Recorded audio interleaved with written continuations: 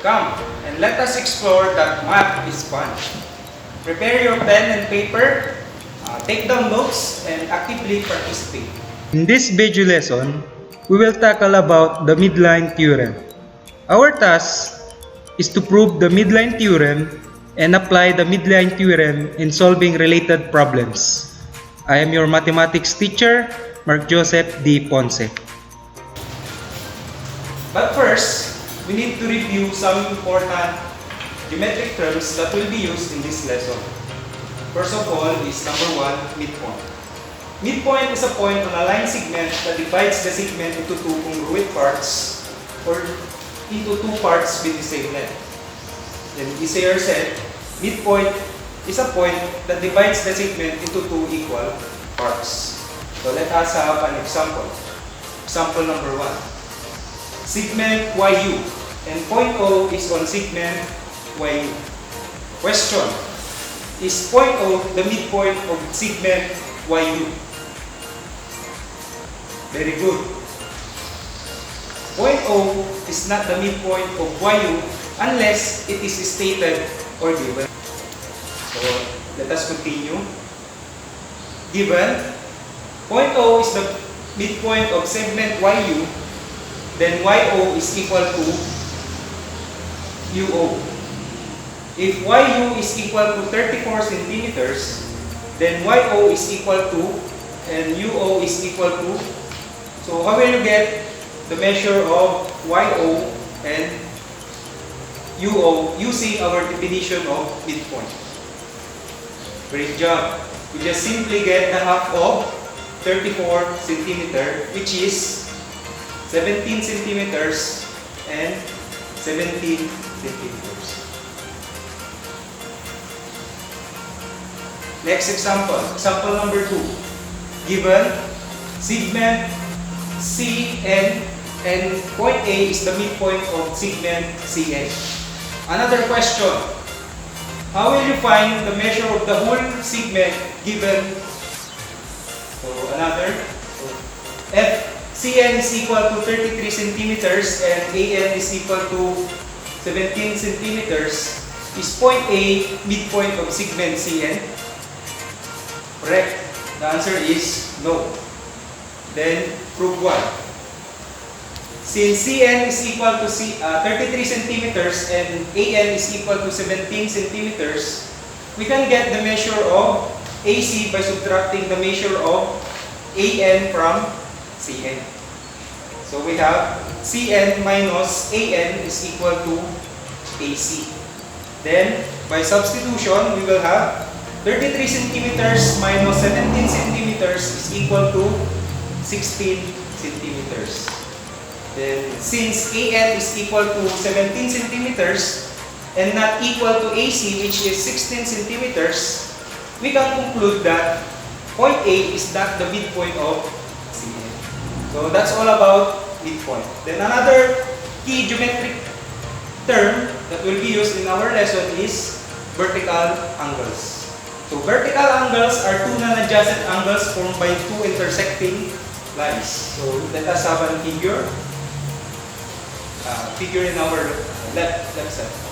Then give the two pairs of vertical angles in the figure or identify the two pairs of vertical angles in the figure. So first pair we have angle ABS and angle CBN. So as you can see in our figure, this is our angle ABS, then our angle CBN. Then another pair is angle ABC and angle SBN. So we have angle ABC and angle SBN. And take note, vertical angles are always correct, congruent. So we can say that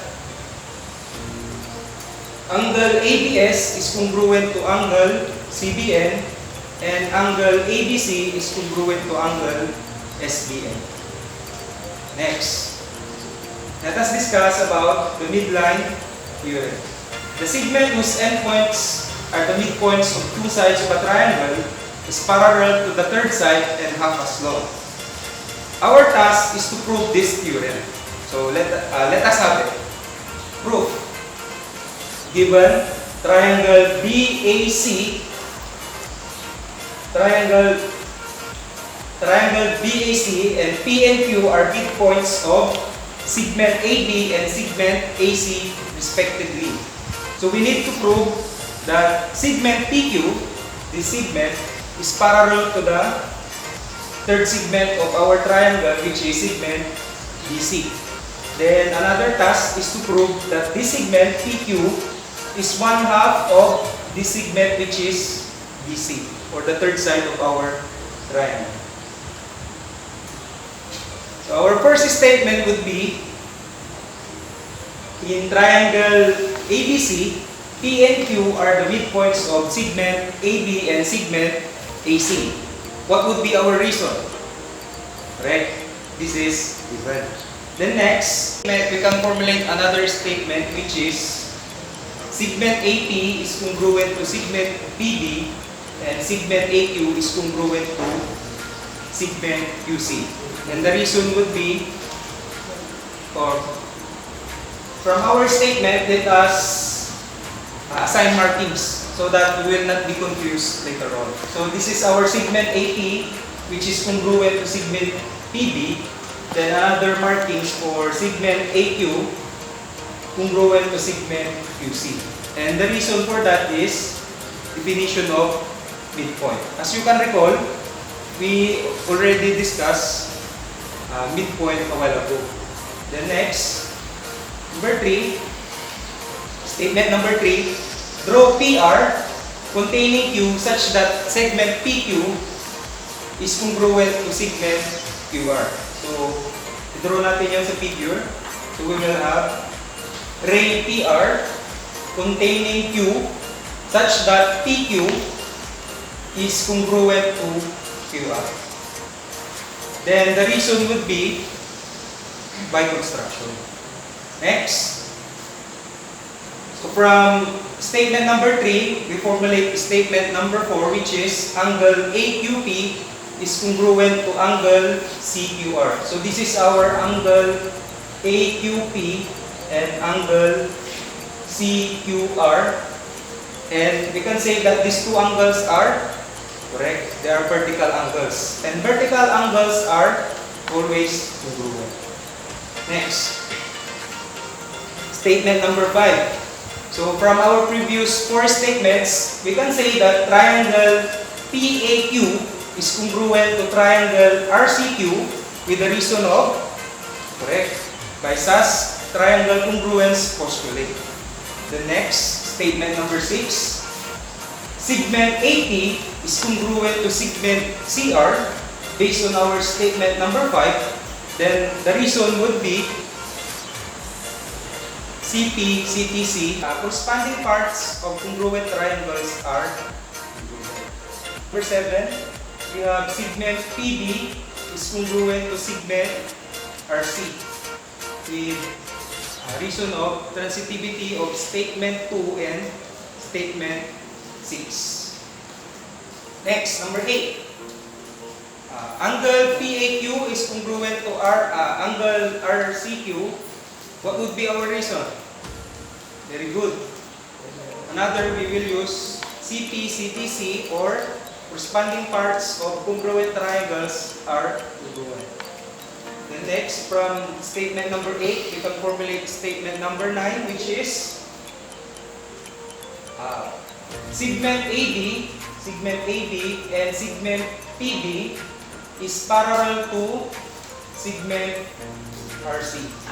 The reason is, if the alternate interior angles by two lines cut by transversal are congruent, then the two lines are parallel. Based on our statement number 8, we have CP-CTC. We prove that this angle PAQ is congruent to angle RCQ. So we had a conclusion which is segment AB and segment PB parallel to segment RC with the reason of definition of alternate interior angles. The next, if we try to wrap up statements 1 to 9, we will arrive at statement number 10, which is quadrilateral BPRC is a parallelogram. With the reason of, if a pair of opposite sides are both parallel and congruent, then the quadrilateral is a parallelogram. Actually, statement number 10 is formulated based on statement number 9, which is segment AB and segment PB is parallel to segment RC. Then number 11, we have segment PR. This is segment PR is parallel to segment BC, and PR is equal to BC. The reason is definition of parallelogram. And finally, we have number 12, PQ or segment PQ plus segment QR is equal to BC. What would be our reason? Right, segment addition postulate. Then finally, we have number 13. We know that this segment PQ and QR is equal. The reason of definition of congruent segments.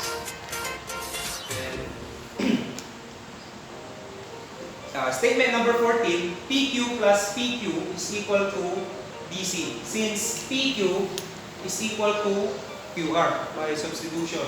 Then, by simplifying, we have PQ plus PQ, we will get 2PQ is equal to BC. The reason, substitution. Then finally, we have number 15, PQ is equal to 1/2 BC by division property of validity.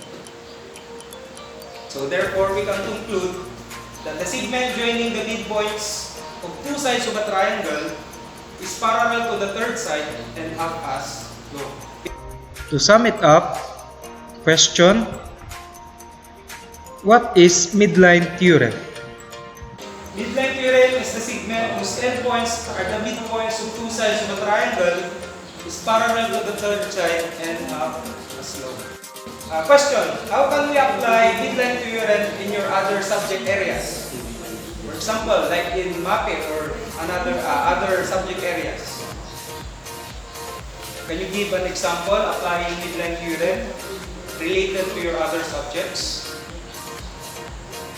Very good. One example is you can use midline theorem in your subject like MAPE, especially in sports. For example, in basketball, midline is our half court. You call it front court and back court. Then another is in AP, you can use midline theorem in measuring water level of dams. Especially if the water level of dam is below the midline or their mid part, that means El Nino. If the water level is way above our midline or La Nina, which is very useful for our farmers, usually in irrigation for their crops. Apply the midline theorem in order to answer the following. So we have given the figure triangle ACE and B and D are the midpoints of AC and CA respectively. So if you connect point B and point D, segment BD will be our midline. So given number 1, if CB is equal to 8 centimeters, then the measure of segment AB would be, very good, it is also 8 centimeters. And the measure of segment CA is equal to, very good, 16 centimeters. How did you get 16 centimeters? Great job. You just simply add 8 centimeters and 8 centimeters by using our segment addition postulate to arrive at 16 centimeters. Example number 2. If CE, this whole segment, is equal to 29 centimeters, the measure of segment CD and DE would be, correct? The answer is 14.5 centimeters and 14.5 centimeters. So, how did you arrive at the answer of 14.5 centimeters? Very good. By using our formula, which is CD is equal to 1/2 CE. Or 29 divided by 2, the answer is 14.5 centimeters. Next, number 3. If AE, this side of our triangle, is 24 centimeters, then BD, our midline, would be correct, 12 centimeters. And again, how did you get 12 centimeters? By applying our formula, which is BD is half of AE. So we get half of 24 centimeters. The answer is 12 centimeters. How about number 4? If BD is equal to 15.8 centimeters, then AE is equal to, a while ago, number 3, we concluded that BD is 1/2 of AE based on our theorem. But by manipulating our formula, we can get that AE is twice BD.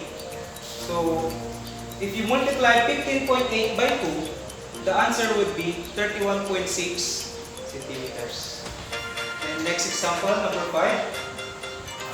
If BD is equal to x plus 3 and AE is equal to 3x minus 5, then find x and the measures of BD and AE. So let us do it. Solution. You can use this equation based on our example number 3 and number 4. So I prefer we use AE is equal to twice BD. So by substitution, we will have 3x minus 5 times the measure of BD, which is x plus 3. Then by simplification, bring down 3x minus 5, then distribute 2 to 2x plus 3. So we will have 2 times x, 2x, plus 2 times 3, which is 6. Then simplify it further, we will have, in our left side, combine like terms, then our right side will be our constant terms. So we will have 3x minus 2x, then our right side will be 6 plus 5. So by further simplification, we will have x is equal to 11. So this is our first task. Our next task is to find the measure of BD and measure of AE. So we simply substitute 11 to the given. So we will have 11 plus 3, the answer is 14. And 3 times 11, which is 33, minus 5, then the answer is 23. Let's have another example. Solve the problem by applying the midline theorem. Problem. In triangle ABC, D and E are the midpoints of segment AB and BC respectively. If BD is equal to 8 centimeters and EC is equal to 9 centimeters, find AB plus BC. To solve this problem, first step is to visualize it or have a figure. So let us do it. So for example, this is our triangle ABC. D and E are the midpoints of segment AB and segment BC. So connecting the two midpoints, we will have segment DE as our midline. Then first, since DE and E are the midpoints of segment AB and BC respectively, we can conclude that BD is equal to, segment BD is equal to segment AD, which is equal to 8 centimeters. Then segment EC is equal to segment ED, which is 9 centimeters. Then let us continue.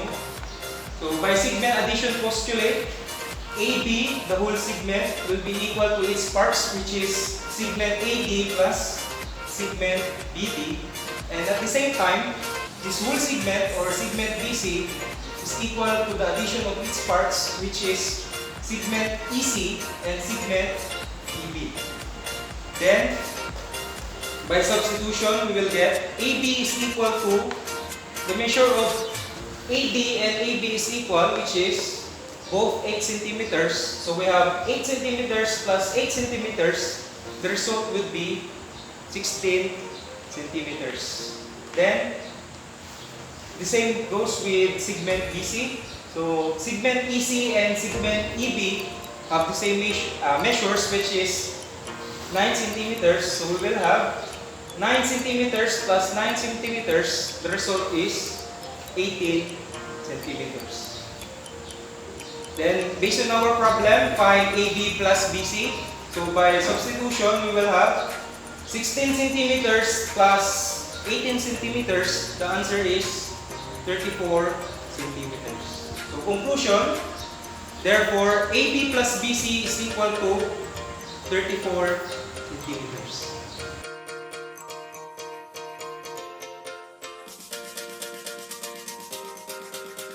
We learned a lot for our today's lesson. Thank you. See you.